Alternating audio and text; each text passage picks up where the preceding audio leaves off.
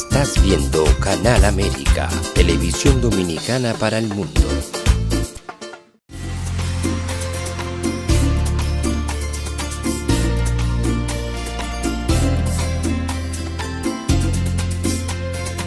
A Time for True show is sponsored by the Office of Dr. Bernard Fialkoff, a periodontal, dental implant and laser specialist in New York City, for over 40 years.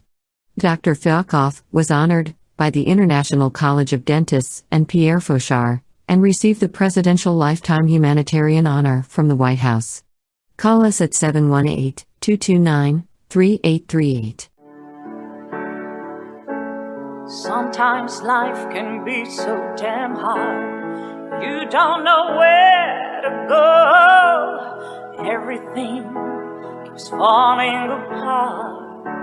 Yeah. You try to do your best, but only God knows that you've given everything you've got, but the world takes you down. You just keep moving on. Let your fears. Welcome back to A Time for True show. It's a pleasure to be back with you again tonight. I'm your host, Dr. Bernard Fialkoff.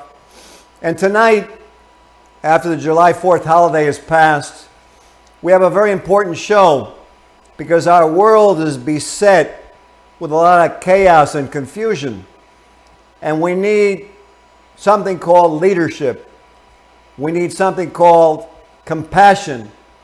And we need to think about others. We have so much in this world, but it seems like as we've gotten more and more advanced with technology, we've become more and more retarded or regressed or poorer in our humanity, in our ability to show compassion.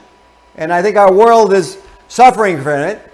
And tonight we're very lucky that we have some very special men who belong to a group that I think will never be forgotten, the famed Harlem Globetrotters. And this weekend we're going to be in Detroit, handling the drug problem, a problem that's besetting youth with vaping, with the chemicals, the drugs and the vapes, and the unknown dangers that our youth and communities are facing in all our cities, New York, Chicago, Los Angeles, Detroit, New Orleans, Orlando, really all over the world. And so it's appropriate that we have these Harlem Globetrotters here tonight. Ambassador Robert Hunter, Dr. John Howard, PhD, former Harlem Globetrotters, who traveled the world bringing peace and compassion and laughter. And Buddha, if you will, let's start a show with their video on the famous Dick Cavett show. And let's place the video on for our viewers. Let's start out. Yes, are really magical. I can't believe them whenever I see them. I could watch them once a week. And for years, people have marveled at their showmanship and skill and brilliance. And one of them was on the show one time and hit me in the face with a basketball, which was funny, actually. They've just had 4 sellout concerts, games, I don't know what you call it in their category, because they at Madison Square Garden. And they're on their way to Lincoln and Omaha, Nebraska. Good. Will you welcome the fabulous Harlem Globetrotters?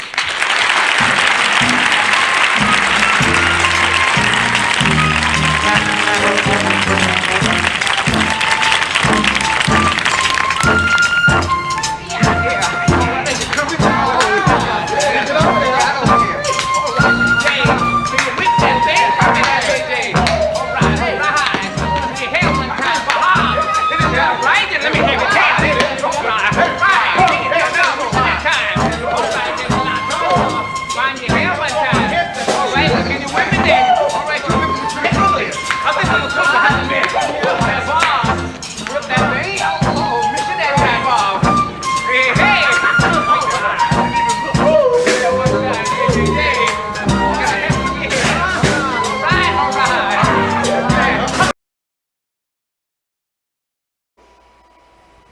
amazing. And I have a ball here of the Globetrotters given to me by Bobby Hunter. And so, Buddha, if you will, let's bring them both up live on the screen. And there we go. Welcome to A Time for Truth. Thank you. Nice song. Nice song. You know, I always remember watching that when I was a kid, and I got such a great feeling inside watching the ball going around and the laughter and the bucket full of paper. And let's start out with John. So, Dr. Howard, what was it like to be a Globetrotter? It was great. You know, I wanted to get into the NBA, but the opportunity wasn't there for me. And the Globetrotters brought me in camp, and it was just a tremendous experience. Just sitting there watching, learning, you know, the routines, the game, the way it was played, the structure. It was just a beautiful thing. I was 21 years old. I was the youngest guy on the team, and I really learned a lot that year that I played with Bobby and Meadow, Lark, and Curley, and the rest of those guys. You know, you're being very modest, because I heard that they invented the three-point line because of you. And, you know that I heard some stories. I heard there was a game you had, and I want you to tell the viewers a little bit about this, where everything you shot went in from half court just about. That's true. I think it was in Kansas City.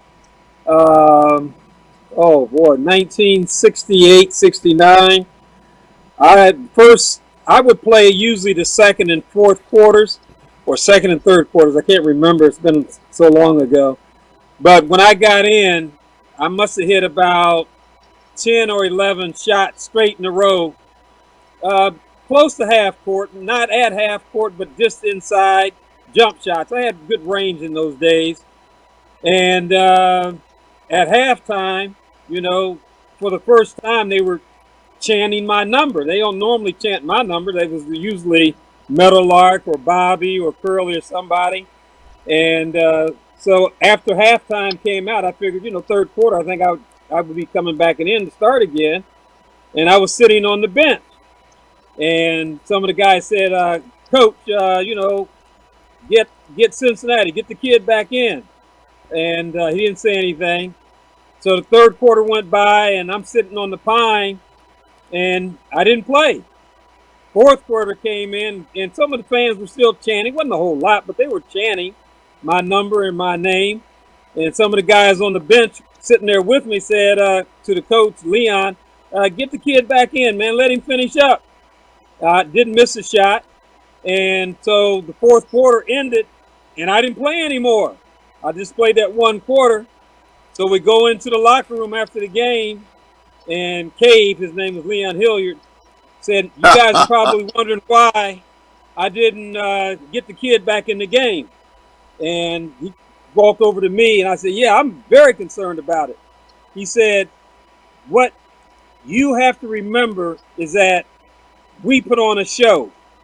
What those people remember, and they will always have etched in their minds, is that they saw a player shoot fantastic shots from great distances, and none of them missed. He said, what if I put you back in and you missed that one shot? Then I thought about it. He said, you know, this is all business. And he was right. Had I missed that one shot, they would not have remembered that one moment for me, shooting moment. Well, that was a lot of them, but that was one of my better ones. We were wondering what he was doing there. We was wondering what was he doing here with playing with us, the way he shot and the way he attacked the game. You know, and why one of the pro teams didn't pick him up. So we were waiting to find out, but we never found out why. Yeah, I was the leading scorer in the Cincinnati Royals camp. I couldn't get a contract, and I went to the University of Cincinnati, And I did very good in the Lakers camp, and I couldn't get a contract. But again, when I came out, there were only 16 NBA teams. And Bobby knows that because Bobby came out before me. It's not like the 32 teams that you had now. There was no developmental league. They had the ABA. I did not want to play in the ABA. It was either the Globetrotters or the NBA. And that's what happened. And after that 1 year, I went back to Ohio, got into teaching, finished my degree, and stayed in education the rest of my life. There was Except for the time I something owned. wrong with him because he was always reading books. So what's wrong with him? He was Yeah, I was reading books all the time. Unique guy. Well, Zorro, let me ask you, because Yeah. you were on the Globetrotters also. What was it like for you playing with the Globetrotters? It was just another day at the Rucker Park. Yeah, there you go. I'll repeat that again. It was just another day at the Rucker Park. Pablo and I played like that all the time, so we really didn't learn anything. Matter of fact, we taught a few things, and playing with Pablo was the most awesomest thing you could ever see, whether it was a straight game or whether it was a comedy game. I agree. I was Pablo's shooting guard on the international unit. Pablo was the point guard, and I was a shooting guard with Pablo. Wow. Well, you know what? Both of you have done a lot and continue to do a lot for communities. And so I wanted to start getting into what you do. And John, you have done a lot with education. So let the viewers know what you've developed and your philosophy of education. Well, I've been in education 55, 56 years. I was a social studies teacher, department chair, high school principal, state department, superintendent of schools, college professor of English. I've been writing books for the past 20, 25 years, and I have a series of books out now. One series is called The Mysterious Gems. It's a 6-book novel series. I have another series called the Gina and Gino Pimple-Headed Range Ball series. And I just finished an audio book last week. It's about a basketball player named Raindrop. And that's going to be out within the next 2 weeks. And I've got a couple of scripts going. I've got those done, and just trying to, keep my name out there in the intellectual circles as well as the education. But I love teaching. The most impressive thing English. about that, he can teach anyone to Yes. write English within a 3-month period. That's correct. And I'm the first author in the world to have ever written not one, but multiple books without using to be verbs. In other words, the verbs am, be, been, being, is, are, was, were, and become are not in my fiction books. It's called E prime. It's a branch of the English language that a lot of professors not even aware of, but there's a branch of it called E prime. And I'm the first author to have ever written fiction books in E prime. Well, that's totally listen, unbelievable that you could write a whole book that way. Well, I've got a lot of books that way. A lot of times when I'm going to do something, I go to John Howard, because whatever I'm stating, he can flour it and put it right into proportion. But one of the important things that I like that he's done was the International League that will be eventually going around the world, where it's where 2 women are playing with 3 men, and that's a team that's playing against other team, a mixed gender team, all over the world. And one of the most important things that they are doing is they're teaching love and happiness to communities as they go, along with working for a drug-free community. So I think that this league, the mixed gender or the International League for Love and Peace, will eventually be something that'll be in the country. Oh. Yes, I created a concept in pro basketball It was called Center Jump Professional Basketball Inc. The website is still active, and I've got a couple of games coming up. Actually, one in Houston, I think one in Dallas, within the next 2.5 months. I own the league, created the league, and Bobby's right. It's truly co-ed, where men and women are on the same team, and it's a rotating quarter model with men one quarter having 3, women having 2, and another quarter women having 3, and then men having 2, and it's a very unique experience having men and women on the same team and playing basketball. This is not just allowing the women to make and score points, but it's really knockout, drag out basketball, and it's a beautiful thing to see when you put those two together. With the 4-point shot. Sounds very interesting. Yes, with a 4-point shot. There's a 4-point shot for the women only. For the women, there's a 4-point shot using the traditional 3-point location for the men. So wherever the women, wherever that ring is, that arc is on the court, the women get 4 points if they make the shot, and 1 if they're fouled in the act. So we've kind of upped it a little bit. Well, that makes we had a game. We had a tournament there at the Rucker Park, and it was surprising how the community liked the game. And then in one game, and that was a whole nother community love piece that was being done. Absolutely, yeah. I had never played at Rucker Park, but I brought 2 teams there. Actually, we had 4 teams there competing that weekend. I think it was a Friday, Saturday. Must have been maybe 5 or 6 years ago, and it was just a tremendous experience. Jackie Jackson. I hadn't seen Jackie in a long time. Jackie was one of our teammates who had knocked the quarter off the top of the backboard and beat Wilt Chamberlain in a jumping match years ago.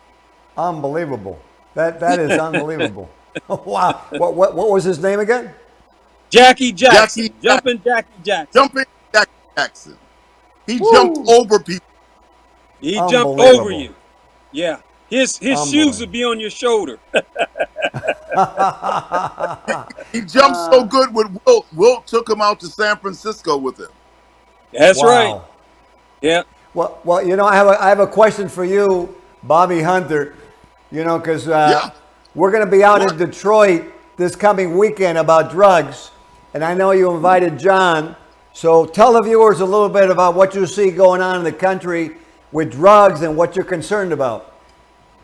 Well, what's very important is that we will be talking in a very specific area, because marijuana is fading because they have something else that is taking its place. And it's to go and use these little plastic items to smoke cigarettes, marijuana, and dope. So we have to go around the country and warn people about what's happening in their community that they can't see. And it's very important to me because they're mixing flocka with other drugs, and these drugs become more profitable to the user. And it's not only a drug seller, it's also manufacturers and people who have stock in opioids where they're mixing various drugs with it, where we have young people that are going crazy and where we have military committing suicide. So we have to take a stand in our communities, and we must communicate this to people. I couldn't agree with you more. And you know what, John?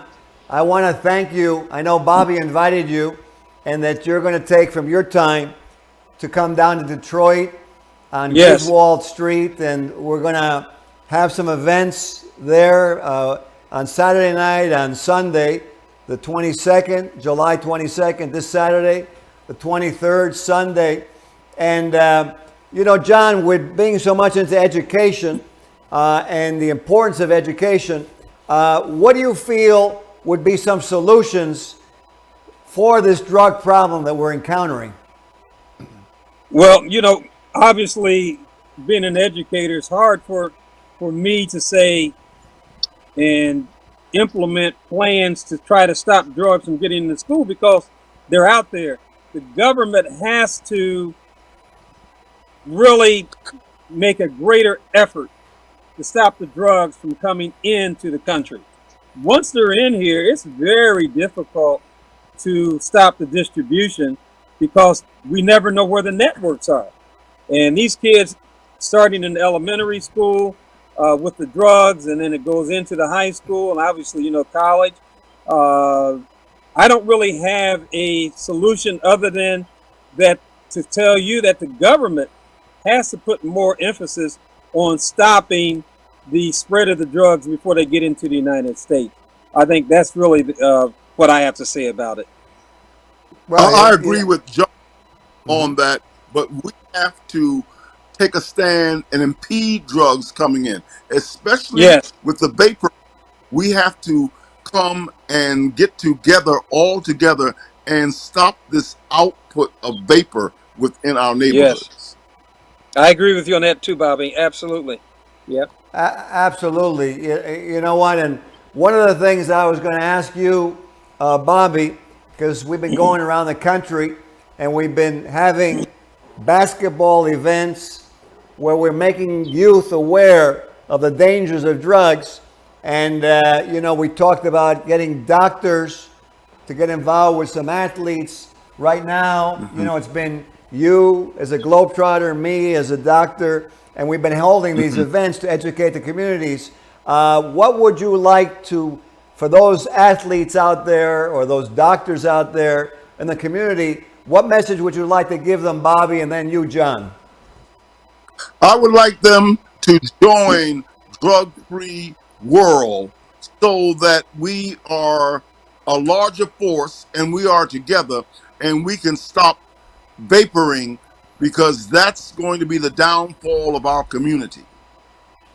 I agree with you on that, Bobby. As athletes and as a former athlete and as an educator, the more players that we can get involved to communicate that message to these young folks, and having people like yourself and Bobby and others come into the schools making presentations to these kids and showing them and telling them about these stories, horrendous stories that have happened to some of their friends and associates as a result of drugs, I think is needed. So I just believe that you've got to get more athletes involved in voicing their concerns about the proliferation of drugs in this country. I agree with you totally. I got to tell you a short story. I can't get too specific, but it was during my training, and I was with someone who was a friend of mine training and didn't realize, but the guy actually was addicted. Ended up, he fell asleep on call, woke up the next morning, and they saw that he had been on a drug all night long. So he got dismissed. And later on, something happened with another one that I mentioned and that I witnessed myself. And to me, I see, like what you said, John, that, we have to take responsibility. We're really lucky that because of our professions, our vocations, our abilities, we got to have a good life. And I feel we need to give back to the community. So I think for those doctors out there watching, those athletes out there watching, you can take an example from Bobby Hunter, John Howard. There's another guy here on Long Island who was a New York Jet, and Bobby and I went to be with him in Hempstead. That's Noah Burrows, who played safety. Bobby, do you want to say something about that event we did with Noah Burrows down in Hempstead? It was a great event, and Hollywood Brown came there with us. But Noah, I call him Noah's Ark, had the kids come and intertwine with us, where we were able to give them the information, but also have some of them go and give information to their community. So part of our job is to teach others, to help them teach others. Absolutely. Each one, absolutely. We have only about a minute left in the show. So first, you, John, what would you like to leave as your message to those viewers out in the country on what you feel we need to have happen in 2023? Go ahead, John Howard. I like the idea of doctors and athletes coming together in some type of symposium or symposia, some type of convention where they come together and talk about these issues and expose our kids to this issue regarding drugs. I like the idea of the doctors and the athletes really coming together in a mass and communicating this problem to America. Okay, absolutely. Bobby Hunter, go ahead, your turn. I'm looking forward to getting a pamphlet that will explain the nuances of the drugs, because the information is very important because people don't have it. And believe me, this is World War III, and we need to start acting like it. Yes, absolutely. Wholeheartedly agree. We've reached the end of the show. So for those of you watching who are going to watch this video, join in. You can check out drugfreeworld.org. Drugfreeworld.org. There are booklets there, public service announcements to safeguard your own kids, your neighbors' kids, the community. And if you're free in Detroit, you can visit us there, John Howard, Bobby Hunter, and Dr. Ben, and all those doctors out there, all those other ball players in Detroit. I can't spin the ball yet. I got to practice a little bit more. But we'll see you in Detroit. And it's been a pleasure being on the show. Thank you, John. Thank you, Bobby. And thank you too, Dr. Ben. Hasta mañana. For those of you watching, hasta mañana. Hasta mañana, drugfreeworld.org. Absolutely. Good night. Good night. Gracias. This show was sponsored by A Time for Truth Foundation Incorporated as a community service. Sometimes life can be so damn hard. You don't know where to go. Everything keeps falling apart. Yeah. You try to do your best, but only God knows that you've given everything you've got, but the world takes you down. You just keep moving on. Let your feet